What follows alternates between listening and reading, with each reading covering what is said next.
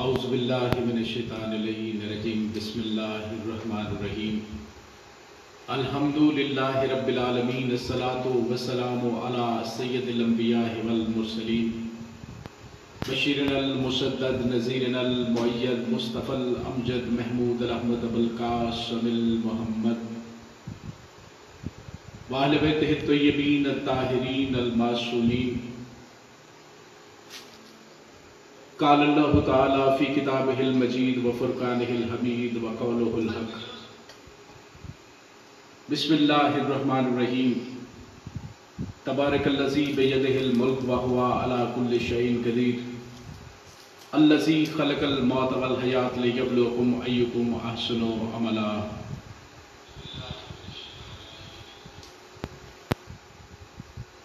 ناظرین، آج 10 محرم الحرام ہے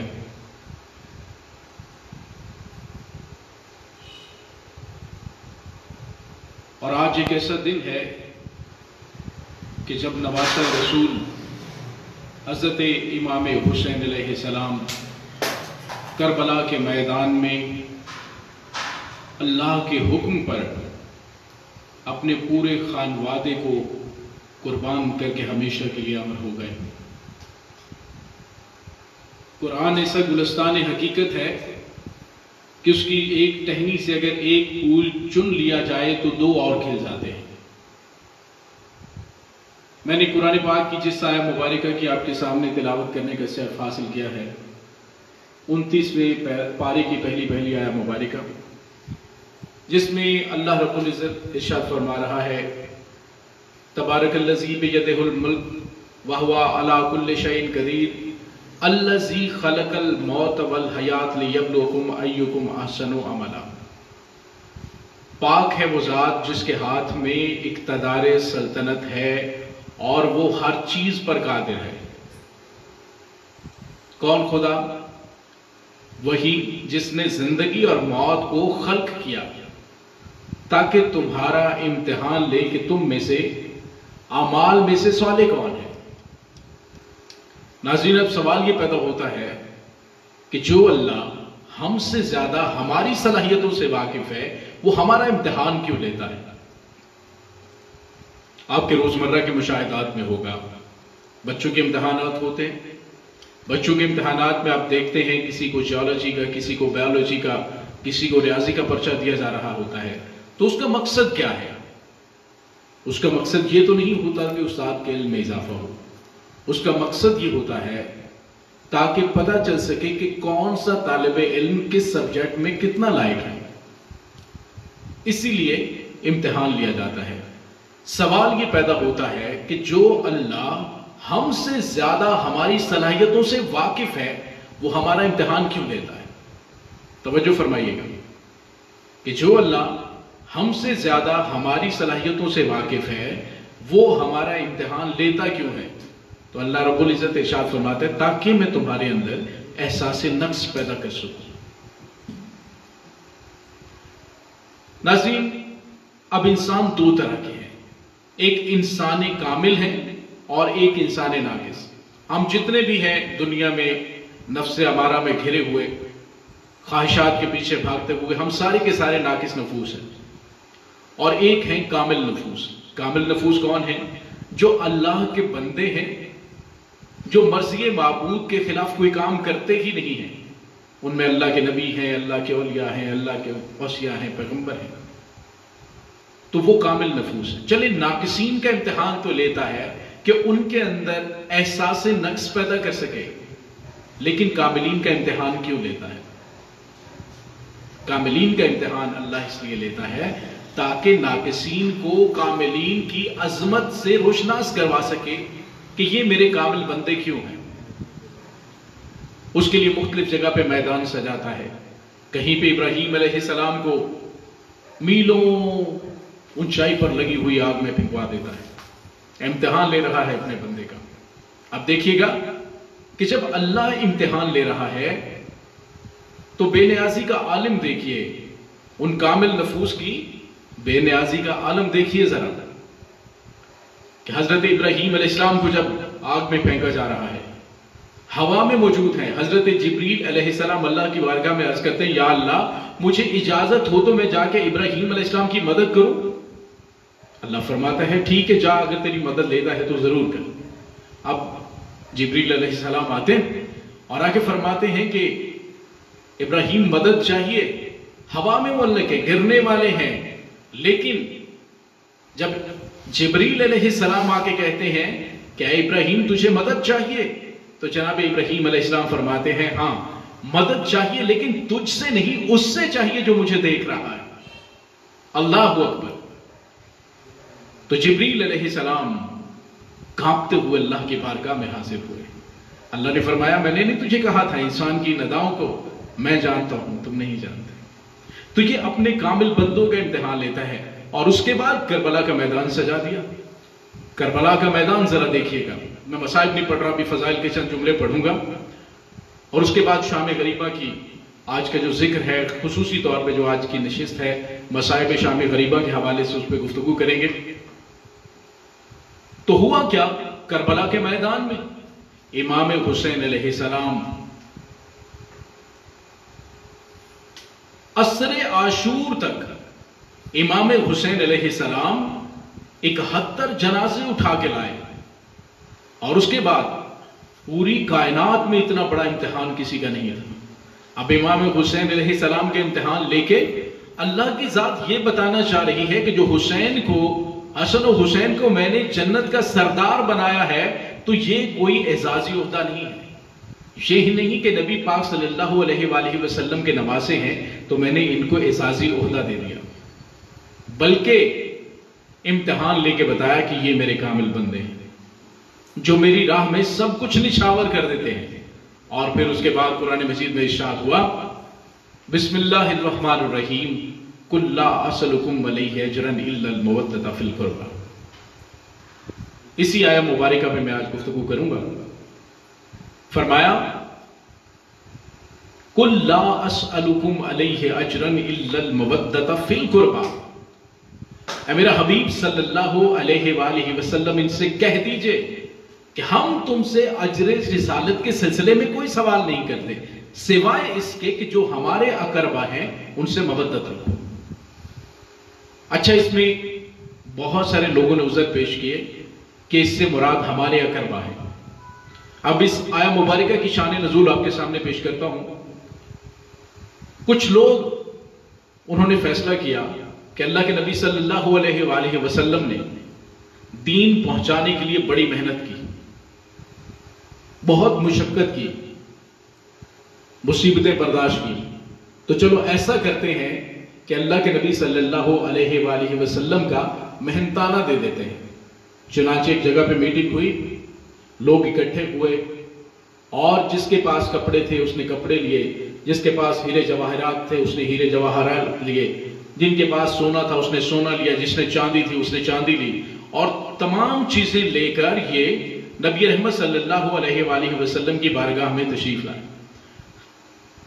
آ کے کہتے ہیں یا رسول اللہ صلی اللہ علیہ وآلہ وسلم آپ نے دین اسلام کو پھیلانے کے لیے بڑی محنت کی ہے, ہم جہالت میں تھے, ہمیں علم ادا کیا ہے,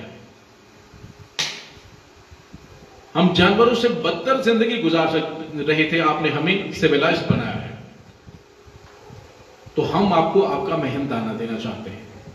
نبی رحمت صلی اللہ علیہ وآلہ وسلم وہ رسول, یہاں پہ ایک مقام فکر ہے کہ وہ رسول جنہوں نے ساری زندگی ماتھے پہ شکل نہیں ڈالی, وہ رسول جنہوں نے کبھی بھی بہت زیادہ مصیبتیں برداشت کرنے کے باوجود بھی ایک بھی کسی کے لیے لفظ نہیں بولا. جیسے ہی ان اصحاب نے وہ جو نذرانے لے کے آئے تھے ان سے پردہ ہٹایا اور پاک رسول صلی اللہ علیہ وآلہ وسلم نے دیکھا کہ اس میں ہیرے جواہرات ہیں, اس کے اندر کپڑے ہیں, اس کے اندر سونا ہے, چاندی ہے, تو کبھی نہ پریشان ہونے والے رسول کے ماتھے پر بل پڑ گئے. ماتھے پر بل کا پڑنا تھا تو مقام فکر ہے, ہم سوال کریں گے یا رسول اللہ صلی اللہ علیہ وآلہ وسلم آپ نے پتھر کھائے اور آپ کا جسم اتھر پتھر میں گم ہو جاتا تھا، اور جبریل سے اللہ کی طرف سے حکم تھا کہ اے جبریل، اگر میرے رسول کے ماتھے پر ذرا سے بل پڑے تو پوری زمین کو تباہ و برباد کر دینا۔ اور ابو جہل، ابو لہب جب نزدیک جا کے سنتے تھے کہ شاید رسول بد دعا کر رہا ہے، تو وہ نزدیک پہنچتے تو پاک رسول صلی اللہ علیہ وآلہ وسلم فرما رہے ہوتے تھے، یا اللہ انہیں شعور دے، یہ مجھے جانتے نہیں ہیں۔ تو یا رسول اللہ صلی اللہ علیہ وآلہ وسلم اتنی مصیبتیں برداشت کی، لیکن آپ نے کچھ نہیں کہا، دعائیں بد نہیں کی۔ کیا وجہ ہے کہ یہ مسلمان ہیں، مومن بھی ہیں، کلمہ بھی پڑھ چکے ہیں، لیکن یہ آپ کے سامنے آپ کی محنت کا اجر دینے کے لیے کچھ لے کے آئے ہیں۔ تو آپ کے ابرو مبارک جو ہے وہ پریشان ہو گئے، آپ کے ماتھے پہ بل پڑ گئے، اس کی وجہ کیا ہے؟ تو رسول خدا صلی اللہ علیہ وآلہ وسلم نے فرمایا کہ وہ اپنی ناسمجھی میں مجھے جانتے نہیں تھے، کیونکہ وہ کافر تھے، یہ مسلمان ہو گئے اور انہیں شعور نہیں آیا کہ یہ مجھے جانے کہ میرے محنتانہ یہ مجھے کیا ادا کریں گے، کیونکہ رسول خدا صلی اللہ علیہ وآلہ وسلم الہی عہدے پر فائز تھے، اس لیے اللہ ہی ان کو ان کا اجر دے سکتا ہے۔ تو دیکھیے کہ یہ نہیں کہا کہ ناپسند ہے، اسی وقت جبریل نازل ہوئے وہی لے کر، اور فرمایا قُلْ لَا أَسْأَلُكُمْ عَلَيْهِ أَجْرًا إِلَّا الْمَوَدَّةَ فِي الْقُرْبَى، میرا رسول صلی اللہ علیہ وآلہ وسلم ان سے کہہ دیجئے کہ میں تم سے اجر رسالت کے سلسلے میں کوئی سوال نہیں کرتا سوائے اس کے کہ میرے اقربا سے مودت رکھو۔ اچھا، یہاں پہ کچھ لوگوں نے عذر تلاش کیا کہ اس سے مراد ہمارے اپنے اقربا ہیں، تو میں یہاں پہ واضح کرتا چلوں کہ عربی بہت ہی فصیح و بلیغ زبان ہے۔ اب یہاں پہ توجہ فرمائیے گا کہ نبی رحمت صلی اللہ علیہ وآلہ وسلم نے فرمایا قُلْ لَا أَسْأَلُكُمْ عَلَيْهِ أَجْرًا إِلَّا الْمَوَدَّةَ فِي الْقُرْبَى۔ اب دیکھیے کہ قرآن مجید میں جہاں جہاں پہ کل کا لفظ استعمال ہوا ہے، وہاں پہ اللہ تعالی ناراضگی کا اظہار کر رہا ہے، بتانا چاہ رہا ہے کہ میں ان سے بات نہیں کرتا، تو کہہ دے۔ کل کا مطلب ہے کہ تو کہہ دے، لیکن جب اللہ مومنین سے مخاطب ہوتا ہے تو اللہ فرماتا ہے یا ایھا الذین آمنوا، اے ایمان لانے والو، یا ایھا المومنون، اے مومنو۔ تو اللہ جب مومن سے مخاطب ہوتا ہے تو بڑے ہی خوبصورت انداز میں ہوتا ہے، لیکن یہاں پر یہ کل کا لفظ اس بات کی علامت کر رہا ہے، اس طرف اشارہ کر رہا ہے کہ پاک رسول صلی اللہ علیہ وآلہ وسلم کو ان کا یہ فعل ناپسند ہے، اسی لیے فرمایا قُلْ لَا أَسْأَلُكُمْ عَلَيْهِ، تو کہہ دے قُلْ لَا أَسْأَلُكُمْ عَلَيْهِ أَجْرًا، تم سے کوئی سوال نہیں ہے اجر کے سلسلے میں، الا، لیکن ہے، یعنی جس طرح سے آپ دیکھیے لا الہ الا اللہ، کوئی نہیں ہے، لا الہ کوئی نہیں ہے اللہ، الا اللہ سوائے اللہ کے، اسی طرح سے وہی یہاں پر لا اور الا بھی موجود ہے۔ قُلْ لَا أَسْأَلُكُمْ عَلَيْهِ أَجْرًا إِلَّا الْمَوَدَّةَ فِي الْقُرْبَى، کہ تم سے کوئی سوال نہیں سوائے اس کے کہ ہمارے اقربا سے مودت رکھو۔ اب ذرا توجہ فرمائیے گا کہ ایک لفظ ہوتا ہے کبیر، کبیر کا مطلب ہوتا ہے بڑا، کبیر کا مطلب بڑا۔ جب کسی بڑے کی جنس ڈیفائن نہ ہو، پتہ نہ ہو کہ پردے کے اندر کوئی چیز بڑی ہے تو ہم اسے کہیں گے کبیر، اور جب وہ پردہ ہٹ جائے اور پردے کے نیچے دیکھے تو ہمیں پتہ چلے کہ اس کے اندر ہے مذکر، تو ہم اسے کہیں گے اکبر، یعنی بڑا مرد۔ اور اگر اس میں سے پردہ ہٹے اور پتہ چلے کہ اس پردے کے نیچے مؤنث ہے جو بڑی ہے، تو ہم اسے کہیں گے کبرا، یعنی بڑی عورت۔ اسی طرح سے لفظ صغیر ہے، صغیر کا مطلب ہوتا ہے چھوٹا۔ جب تک یہ پردے کے اندر ہے ہم اسے صغیر کہیں گے، لیکن جب پتہ چل گیا کہ اس کے اندر مذکر ہے تو ہم اسے کہیں گے اصغر، یعنی چھوٹا مرد۔ اور اگر ہمیں پتہ چل گیا کہ اس کے اندر فیمیل ہے، مؤنث ہے، تو پھر ہم اسے کہیں گے صغرا، یعنی چھوٹی عورت۔ اسی طرح سے لفظ قریب ہے، قریب، قریب کا مطلب کیا ہے؟ قریب ہم نزدیک کو کہتے ہیں، بہت زیادہ نزدیک ہونے کو ہم قریب کہتے ہیں۔ اچھا یہاں پہ توجہ فرمائیے گا، قریب اگر پتہ چل جائے پردے کے اندر ہے تو ہم اسے قریب کہیں گے، لیکن اگر پتہ چل جائے پردہ ہٹ جائے اور ہمیں پتہ چلے کہ اس قریب کے اندر کوئی مذکر ہے تو ہم اسے کہیں گے اقرب، اور اگر ہمیں پتہ چلے کہ اس کے اندر ہے مؤنث تو ہم اسے کہیں گے قربا۔ اور یہاں پہ قرآن مجید میں ارشاد ہوا ہے قُلْ لَا أَسْأَلُكُمْ عَلَيْهِ أَجْرًا إِلَّا الْمَوَدَّةَ فِي الْقُرْبَى۔ اچھا اب نبی رحمت صلی اللہ علیہ وآلہ وسلم کی بڑی مشہور و معروف حدیث مبارکہ ہے، تمام حدیث مبارکہ کی جو کتابیں ہیں ان کے اندر موجود ہے، الفاطمہ تو بذات منی، فاطمہ میرے بدن کا حصہ ہے، فاطمہ میرے بدن کا حصہ ہے، یعنی فاطمہ تو زہرا سلام اللہ علیہا اتنی قریب ہے رسول اللہ صلی اللہ علیہ وآلہ وسلم کے، فرمایا کہ الفاطمہ تو بذات منی، فاطمہ میرے بدن کا حصہ ہے، اور فرمایا کہ مودۃ فی القربہ، یعنی کہ جو قریب ترین مؤنث ہے اس میں سے جو ہے ان کی مودت کو اجر رسالت قرار دیا، سبحان اللہ۔ اور ان کی مودت کو کیوں اجر رسالت قرار دے دیا؟ کیونکہ اللہ تعالی کا کام صرف دین اسلام کو پیدا کرنا نہیں تھا، دین اسلام کو بنانا نہیں تھا، اللہ رب العزت اس دین اسلام کو قائم بھی رکھنا چاہتا ہے، دین اسلام کو قائم بھی رکھنا چاہتا ہے۔ اب یہاں پہ ذرا توجہ فرمائیے گا کہ جتنے بھی مومنین ہیں، جتنے بھی مسلمان ہیں، جتنے بھی فرقوں سے تعلق رکھنے والے مسلمان ہیں، سب الحمدللہ نماز بھی پڑھتے ہیں، روزہ بھی رکھتے ہیں، زکوٰۃ بھی دیتے ہیں، مسائل مختلف ہیں، لیکن جو اسلامی تعلیمات ہیں وہ ساری ادا کرتے ہیں۔ اب دیکھیے رسول اللہ صلی اللہ علیہ وآلہ وسلم کو جب ان کی محنت کا محنتانہ دینے کے لیے صحابہ تشریف لائے تو اللہ نے فرمایا کہ یہ جو کچھ تم لے کے آئے ہو یہ میرے رسول کا اجر نہیں ہے، ہم تم سے اجر کے سلسلے میں کوئی سوال نہیں کرتے سوائے اس کے کہ ہمارے اقربا سے مودت رکھو، محبت رکھو۔ اب اجر رسالت کے طور پہ کیا چیز مانگی ہے؟ تو اپنے بچوں کی محبت۔ اور محبت کیوں مانگی ہے؟ یاد رکھیے گا اس وقت پوری دنیا میں جتنے بھی سائنٹسٹ ہیں، جتنے بھی فلاسفر ہیں، جتنے بھی مفکر ہیں، ان سے جا کے پوچھ لیجئے، اگر کوئی چیز آپ کو قائم رکھ سکتی ہے، کسی چیز پہ مجبور کر سکتی ہے تو وہ محبت ہے۔ اسی لیے ان کی محبت کو اجر رسالت قرار دے دیا کہ ان کی تم اطاعت کرو گے، ان سے محبت کرو گے تو کیا ہوگا کہ تمہارے اندر وہ تبدیلی آئے گی۔ جب کسی سے محبت ہوتی ہے تو پھر کیا ہوتا ہے کہ جو محبت کرنے والا ہے اس کے دل میں ہر وقت یہی شوق موجود رہتا ہے کہ میں جس سے محبت کرتا ہوں وہ کیا چاہتا ہے، اس کی خواہش کیا ہے، اس کی مشیت کیا ہے، اور کیسوں کے چاہنے والا بنایا، کن کی محبت کو، کن کی مودت کو اجر رسالت قرار دیا، جن کا ایک ایک قدم مرضی خدا کے علاوہ نہیں ہے، جن کی پوری زندگی، جن کے ایک ایک بچے کا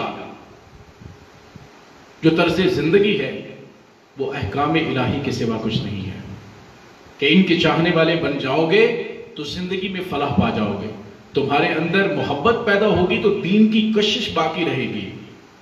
اللہ چاہتا ہے کہ مسلمان صرف کلمہ نہ پڑھ لے، کلمہ پڑھ کے دین اسلام پر قائم رہے تاکہ میں اسے اس کے جواب میں جنت دے سکوں۔ اسی لیے ایسوں کا چاہنے والا بنایا کہ تاکہ تم قیامت تک کامیاب رہو۔ اب حضرت امام حسین علیہ السلام کا اگر طرز فکر دیکھا جائے، طرز زندگی دیکھا جائے تو کربلا کے میدان میں بظاہر امام حسین کھڑے ہیں، بظاہر مولا کھڑے ہیں، لیکن حقیقت میں تربیت رسول ہے۔ نبی رحمت صلی اللہ علیہ وآلہ وسلم نے فرمایا حسین منی وانا من الحسین، حسین مجھ سے ہے اور میں حسین سے۔ اب یہاں پہ مقام فکر یہ ہے کہ ایک درخت میں سے شاخیں تو ہو سکتی ہیں لیکن شاخوں میں سے درخت نہیں ہو سکتا۔ حسین منی وانا من الحسین، حسین مجھ سے ہے اور میں حسین سے ہوں۔ اب کربلا کا میدان ذرا دیکھیے گا، اس سے پہلے جو زندگی ہے تب حسین رسول صلی اللہ علیہ وآلہ وسلم سے ہیں. لیکن کربلا کے میدان میں جب امام حسین علیہ السلام نے یزیدیت کے خلاف علم بغاوت بلند کیا، جب یزیدیت کو مسمار کرنے کے لیے اپنے خانوادے کے ساتھ میدان کربلا میں امام حسین علیہ السلام تشریف لے آئے، تو اس وقت سے لے کر نانا نواسے سے ہے.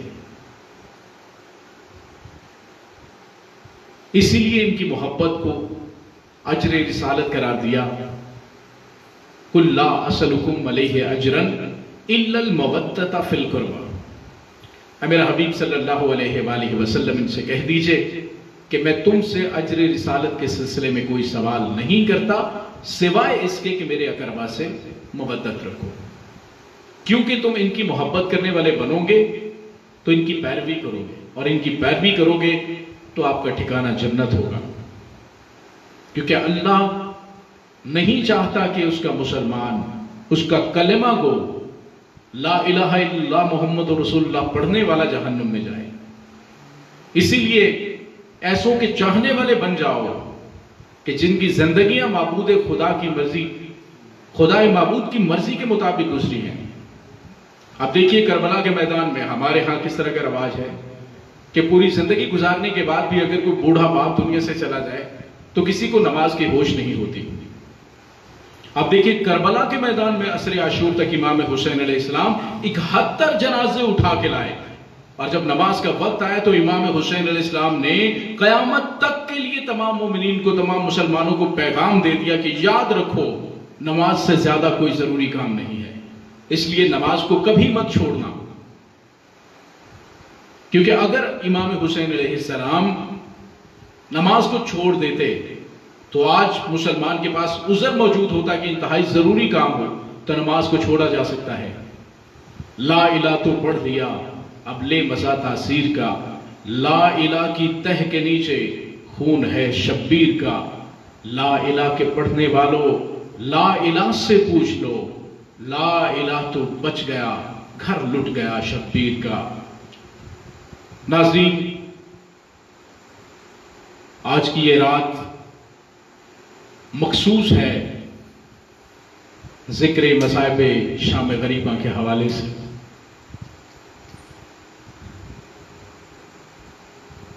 آج پورا دن آپ اجر رسالت ادا کرتے رہے ہیں، پورا دن آپ نیازیں بانٹتے رہے، سبیلیں لگا کے پیاسوں کو پانی پلاتے رہے. ہر مسلمان اپنے عقیدے کے مطابق اجر رسالت ادا کرتا رہا، محبت حسین کا اظہار کرتا رہا. لیکن کسی کو نہیں معلوم کہ کربلا کا اصل پیغام کیا تھا. کربلا میں امام حسین علیہ السلام نے اپنی شہادت کیوں کروائی؟ ڈھل گیا 10ویں کا دن، ہو گئی 10ویں کی رات،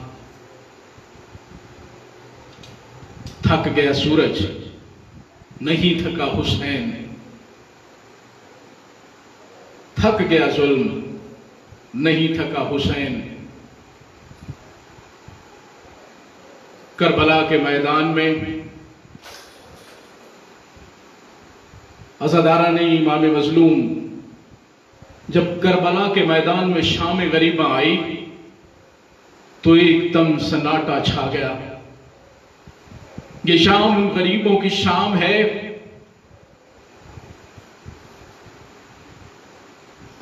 کہ جو 3 دن کے پیاسے ہیں، 9 دن کے روزہ دار ہیں، اور کربلا کی تپتی ریت پر لاشوں کے درمیان موجود ہیں.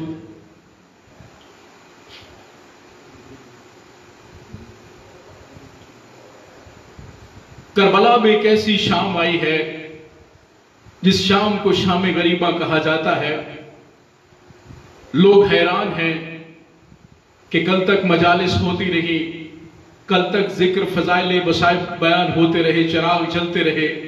آج یہ کیسا موقع ہے کہ نہ چراغ جل رہے ہیں، نہ روشنیاں ہیں، اس کا سبب یہ ہے کہ جس کے دم سے یہ ساری رونقیں تھیں آج وہ ہم سے رخصت ہو گیا ہے۔ ارے امام مظلوم کربلا کی تپتی ریت پر اپنی قربانی پیش کر چکے ہیں۔ کربلا کے میدان میں جب شام غریبہ آئی تو ایک دم سناٹا چھا گیا، ہر طرف ہو کا عالم تھا، ہر طرف بھیانک سناٹا تھا۔ ڈرے ہوئے سہمے ہوئے بچے کربلا کی تپتی ریت پر اپنے آباء و اجداد کے لاشوں کے درمیان موجود ہیں۔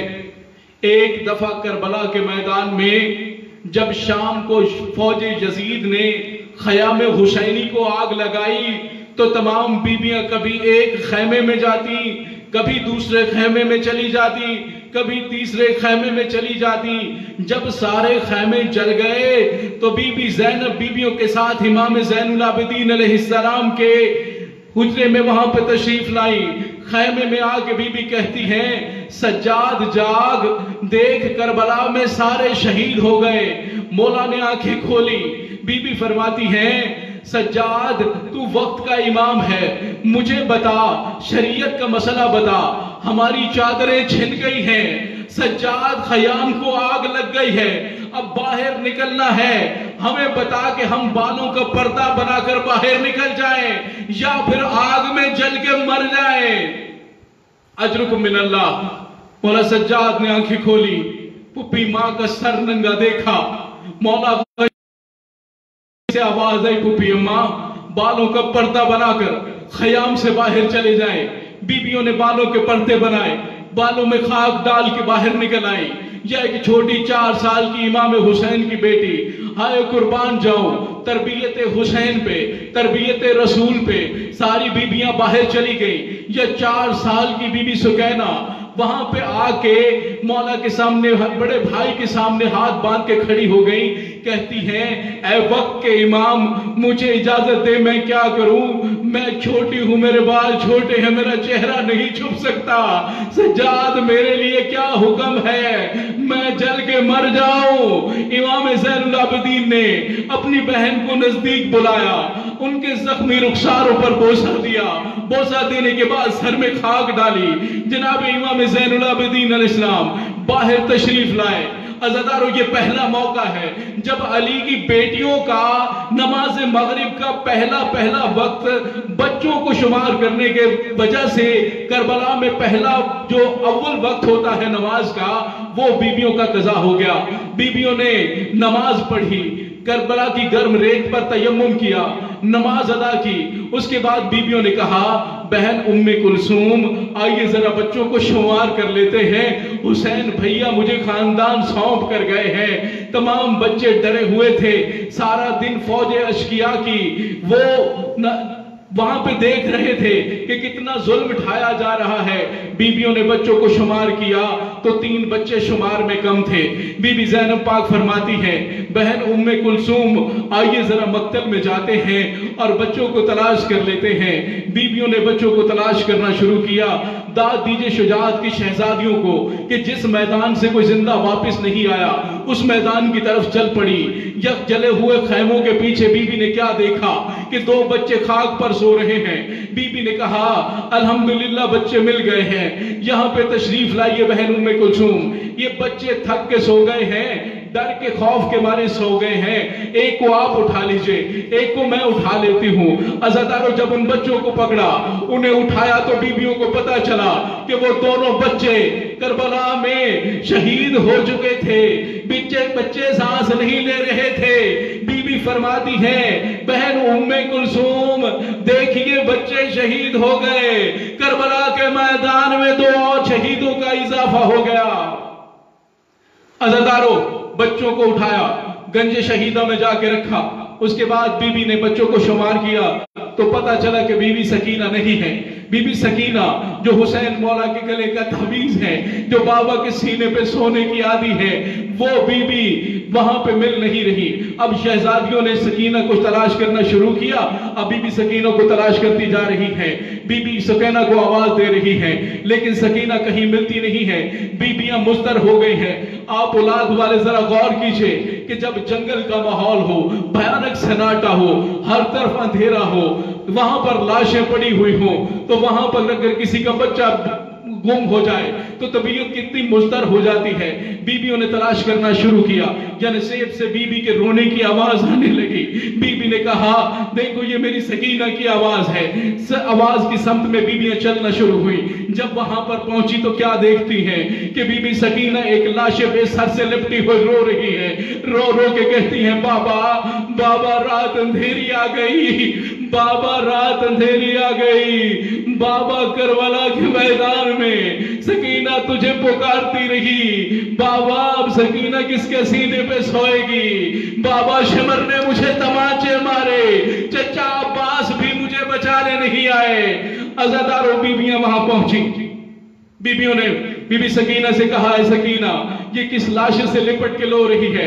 آواز آئی پھپھی اماں آپ نے پہچانا نہیں, یہ میرے بابا کا لاشا ہے. میں بابا کو تلاش کر رہی تھی, میں یہاں پہ آ کے بابا کو آوازیں دے رہی تھی. میں نے کہا بابا رات اندھیری آ گئی, بابا سکینہ کس کے سینے پہ سوئے گی. یا پھپھی اماں اس لاش بے سر سے آواز آئی آجا سکینہ تیرا باپ ادھر ہے, تیرا بابا ادھر ہے. ماں پھپھی اماں میں نے بابا سے بھی باتیں کی ہیں, میں نے بابا سے پرسہ لیا ہے. بی بی زینب اور بی بی ام کلثوم بی بی کو لے کر جب واپس گئی اور وہاں پہ جا کے بچوں کو بٹھایا. اب مصائب کا ایک جملہ سن لیجئے, اگر کوئی پتھر کا جگر رکھنے والا ہے تو اس کی آنکھوں میں آنسو نہ آئے تو اس کی قسمت ہے. اپنے شکل بھی رونے کی بنا لینا ثواب کا کام ہے, کیونکہ پھوٹ پھوٹ کر بچوں کی طرح رونا یہ سنت رسول ہے. یاد رکھیے ذکر کربلا ایک ایسا معجزہ ہے کہ جو بھی سنتا ہے اس کی آنکھوں میں آنسو آ جاتے ہیں.